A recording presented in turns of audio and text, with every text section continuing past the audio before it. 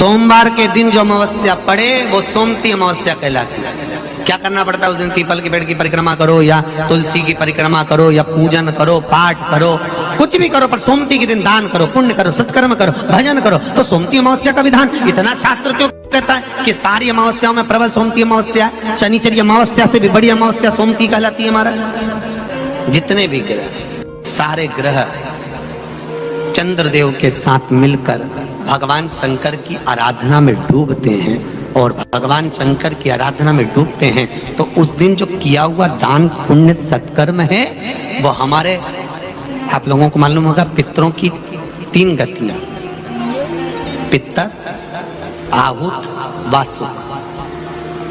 कितने? 3। गर्भ में जो चले गया आहुत है, कुमारी अवस्था में गया जिसकी शादी नहीं हुई, आहुत। पितर अधोगति में अचानक बहुत सारी तमन्ना थी, बहुत कुछ करना चाहता था और अचानक चले गया, मर गया, पितर गिनती में। जो एक्सीडेंट आदि, खांसी, सुसाइड, बस 3। शास्त्र कहता है सोमती अमावस्या के दिन ये तीनों आहुत, पितर, वासुक, जहां पर घर की कुल की माता पीपल की परिक्रमा करती है या तुलसी की परिक्रमा करती है या पूजन करती है या दान करती है सोमती अमावस्या के दिन, तो ये तीनों को उसका भाग प्राप्त हो जाता है और तीनों तर जाते हैं। फिर उनको पिंड की जरूरत नहीं पड़ती महाराज, उनको तर्पण की जरूरत नहीं पड़ती। इसलिए सोमती अमावस्या का क्रम हमारे हिंदू धर्म में ज्यादा वर्णित है। जिस नारी के ऊपर पितरों की छाया होती है, घर के बुजुर्गों की, घर के पूर्वजों की छाया होती है, ध्यान देना, वही व्रत श्रेष्ठता से कर पाती है। व्रत की श्रेष्ठता उसमें अपने आप आ जाती है। अगर उसके साथ में अगर पितरों की कृपा है, तो पूर्वजों का अगर आशीर्वाद है, तो व्रत वो अच्छे से कर सके। सहज भाषा में समझ लीजिए, बहुत अच्छे से समझना इस बात को, कि मान लो, एक सरल भाषा में आप और अच्छे से समझिए उसको, बहुत अच्छे से, कि जिस व्रत के दिन आपका उपास है, सोमवार का, मंगलवार का, बुधवार का, गुरुवार का, तीज का, चतुर्थी का, पंचमी का, छठ का, किसी का भी अगर आपका व्रत है, और उस व्रत वाले दिन यदि आपको क्रोध आ रहा है, व्रत वाले दिन अगर आपकी प्रवृत्ति चिड़चिड़ी हो रही है, क्रोध आ रहा है, अपशब्द निकल रहे हैं, रोना आ रहा है, क्रोध आ रहा है, बहुत सारी परेशानी उसी दिन तुम्हारे सामने आ रही है, समझ लेना कि तुम्हारे घर के पितर भूखे जरूर है, अन्न भाग मांग रहे हैं। एक बात पहले भी कही थी, शायद आपको ध्यान में होगा, रात्रि को सोने के बाद, विश्राम के बाद, एक बार कहा था, आप लोगों को याद होगा, कि सोने के बाद में 2 घंटे के अंदर अगर आपकी नींद खुलती है और खुलने के बाद यदि आपको भूख लग रही है, प्यास लग रही है, तो समझ लेना कि आपके पितर, आपके पूर्वज भूखे हैं, अन्न का भाग मांग रहे हैं, पानी पीने को मांग रहे हैं। उससे नहीं समझ सकते तो व्रत से समझो। मान लो आपने व्रत किया और आपकी प्रवृत्ति चिड़चिड़ हो रही है, क्रोध आ रहा है, अपशब्द निकल रहे हैं, ताने निकल रहे हैं, या कोई कुछ कहकर चले गया और आपकी आंखों में अश्रु भर रहे हैं, आपकी आंखों में आंसू आ रहे हैं, तो वो श्रेष्ठ व्रत नहीं हो सकता, उसमें दुख है।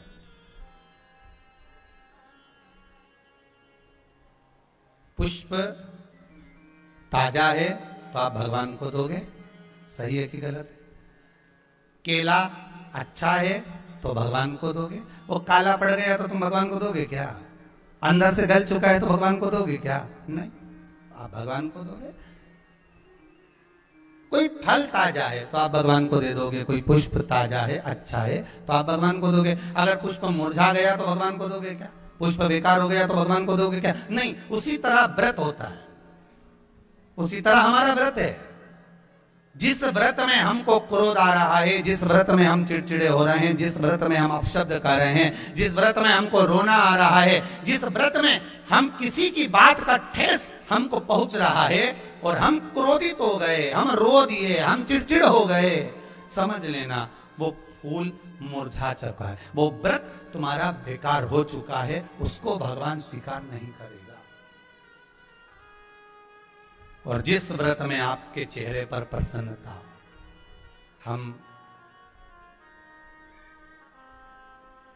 इस व्यासपीठ से कहना चाहेंगे कि जितने भी यजमान यहाँ कथा करवाने आते हैं, जितने भी यजमान यहाँ पहुँचते हैं या ऑनलाइन वहीं से बैठकर पूजन कर कर कथा करवाते हैं, हम उनको भी कहते हैं कि 7 दिन की आपकी शिव महापुराण की कथा है, 5 दिन की आपकी शिव महापुराण की कथा है, 9 दिन की आपकी शिव महापुराण की कथा है।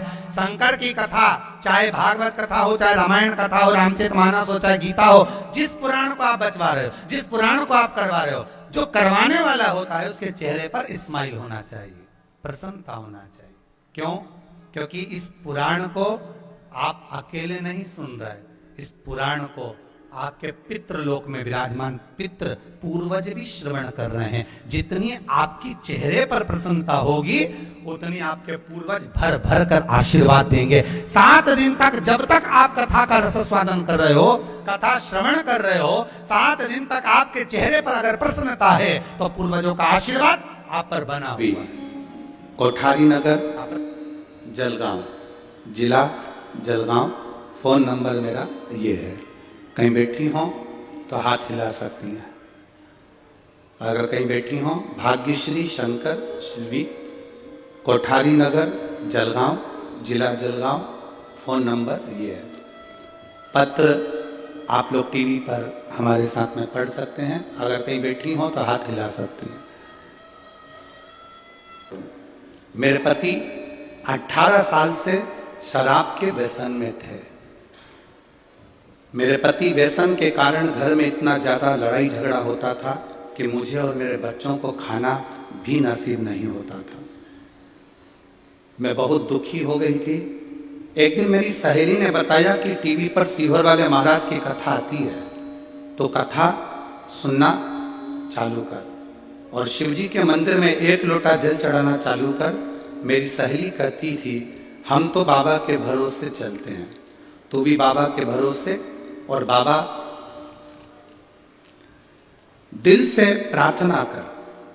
मैंने बाबा को जल चढ़ाना प्रारंभ करा, बाबा से प्रार्थना करना प्रारंभ करी। 1 लोटा जल चढ़ाती, जल लाकर उनको देती, बेलपत्र चढ़ाती, उनके पास रख देती। मैं बाबा का क्या गुणगान करूं गुरुदेव, बाबा सही में बाबा है, मेरे दुख का निवारण कर लिया। आप कहते हो मार्ग वही बताता है, उसने मार्ग बताया और मेरे पति ने डर कर लिया कि मैं शराब नहीं पीऊंगा। बाबा की मैं कृपा का क्या वर्णन करूं। पशुपति नाथ का केवल 3रा सोमवार था और मेरे पति ने खुद कहा कि मैं अब नशा करना छोड़ देता हूं। उसके बाद आज तक उन्होंने मदिरा को हाथ नहीं लगाया। मैं बाबा को यहाँ प्रणाम करने आई हूं। ये शिव तत्व बधाई है। कौन मार्ग बताए? मेरा नाम लव कुमार कन्नौजिया है। मैं दिल्ली के चांदनी चौक क्षेत्र का निवासी हूं। मेरी आयु 42 वर्ष है। कहीं बैठे हैं कन्नौजिया जी? मेरा नाम लव कुमार कन्नौजिया है। मैं दिल्ली के चांदनी चौक क्षेत्र का निवासी हूं। मेरी आयु 42 वर्ष है। मेरा मोबाइल नंबर ये है। मैं धोबी हूं। मैं जाति से धोबी हूं। कपड़े धोना, कपड़े पर प्रेस करना, इस्त्री करना, कपड़े पर ड्राई क्लीन करना और लोगों के घर से कपड़े लाकर धोना, ये आपने भारत देश की मातृभूमि के कण कण को शंकर बना दिया। एक एक कंकर को शंकर घोषित कर दिया। मैं आपको साधुवाद देता हूं गुरुदेव।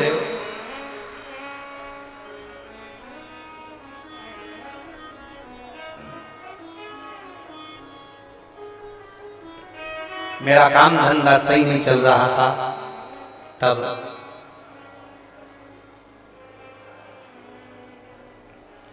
करूं क्या?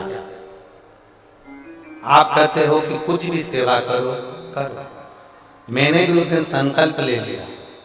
आप 1 लोटा जल का वर्णन करते हो, सारी समस्या का हल 1 लोटा जल। मैंने भी बाबा से प्रार्थना करी, अगर मेरा धंधा चल गया और मेरा काम चल गया ना, तो मैं उसका एक अंश निकालकर जनमानस की सेवा करूंगा। अब सेवा करूं परंतु आप कहते हो ना गुरुजी, भगवान कहते हैं पहले कर तो मैं तुझे दूं। अब मेरे पास में इतना पैसा तो नहीं था, पर मैं सोच रहा था, तभी किसी ने आकर मेरे दुकान पर कपड़े का बंडल रख दिया और कहा इसको धोना भी है, ड्राई क्लीन भी करना और प्रेस भी करना। उसकी कीमत कम थी, पर उस कपड़े की कीमत उस सेठ जी ने मुझे 4 गुना ज्यादा दे दी। गुरुदेव, लोग सत्यनारायण की कथा में सुनते हैं कि लकड़ी की कीमत ज्यादा मिली थी, मेरे भोलेनाथ ने मुझे कपड़े की कीमत ज्यादा दी। और मैं बाबा का क्या गुणगान करूं गुरुदेव। बाबा की कृपा से जो मुझे पैसा मिला उसका मैंने कागज छपाया, जो कागज मैंने इस पत्र के पीछे लगाया, ये कागज उन्होंने छपाया जो पत्र के पीछे लगाया। इस पे लिखा है श्री शिवाय नमस्तुभ्यम। आज के समय को देखते हुए मानव जीवन को कितना भी कष्ट हो, अगर वो 1 लोटा जल भगवान शंकर को समर्पित करता है तो उसका सब काम होता है। गुरुदेव, मैंने ये कागज छपाया और इस कागज को छपाकर दिल्ली के बहुत सारे मंदिरों में लगा दिया। बाबा का मैं क्या गुणगान करूं, मैंने तो कागज लगाया था मंदिरों में और बाबा ने कृपा कर दी, भंडार भर दिया मेरा। मैं बाबा की कृपा का क्या गुणगान करूं। आज मेरे खुद बाबा की कृपा से 3-3 शॉप बाबा ने बना दिए। ये शिव कृपा।